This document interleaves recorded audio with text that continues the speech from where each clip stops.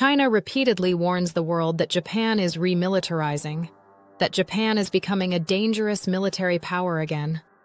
But if Beijing is truly afraid of Japan, why is China's own military buildup bigger in budget, bigger in fleet expansion, and bigger in strategic systems including hundreds of nuclear weapons? Today, we're going to compare what Japan is actually doing versus how China frames it, and why the fear of Japan narrative looks less like truth and more like a strategy to contain Japan and establish Chinese hegemony in the Asia-Pacific region. We will analyze and focus on governments and strategy, not ordinary Chinese or Japanese people. We'll focus on what's measurable: policy, capabilities, and messaging. What Japan is doing, and what Japan says it's for. Yes, Japan is increasing defense spending and modernizing. Japan is moving toward a defense budget level around 2% of GDP, and recent budgets have broken record levels. That's a major shift from Japan's post-war norm. But here's what often gets lost. Japan still publicly anchors its posture inside an exclusively defense-oriented policy, meaning force is justified only if Japan is attacked, and capabilities are framed as the minimum needed for self-defense. Even the most controversial change, Japan developing counter-strike capabilities, is described by Japan as a deterrent measure meant to stop further attacks, not a policy of preemptive war. The scale reality: China is already far larger. Now let's talk scale, because fear claims should match the balance of power. China's defense budget is enormous, commonly reported around the $250 billion range officially, and many independent estimates argue it's higher when you account for categories not listed in the headline figure. China's navy is also widely described as the largest in the world by ship count, and it continues to expand at a pace no regional navy can match. And then there's the strategic level.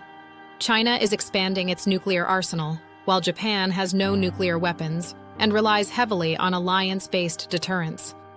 What China says, and why it matters. Beijing's messaging is consistent. Japan's defense normalization is framed as neo-militarism, a revived danger, and a moral threat to the region. That messaging isn't just commentary, it's information strategy. Why? Because labels like militarism don't just describe weapons, they shape trust, alliances, and regional identity. They stigmatize Japan's choices before anyone even debates the details. The argument: fear as a tool to contain Japan. 4 strategic purposes. 1. Split Japan from its neighbors. If Japan is framed as morally suspect, then countries in the region hesitate to cooperate with Japan, even when their interests align. 2.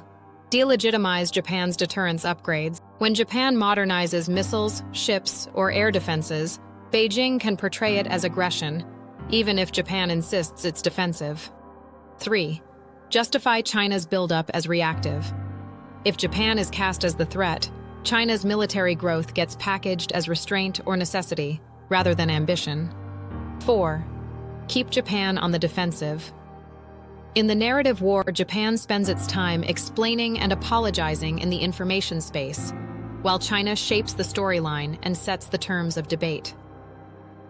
China's credibility problem, Beijing's moral framing versus its own history of invasion and human rights abuse record. If Beijing presents itself as the moral guardian warning the world about militarism, that message collides with China's own human rights record, especially in Tibet and Xinjiang. Both countries are invaded and occupied.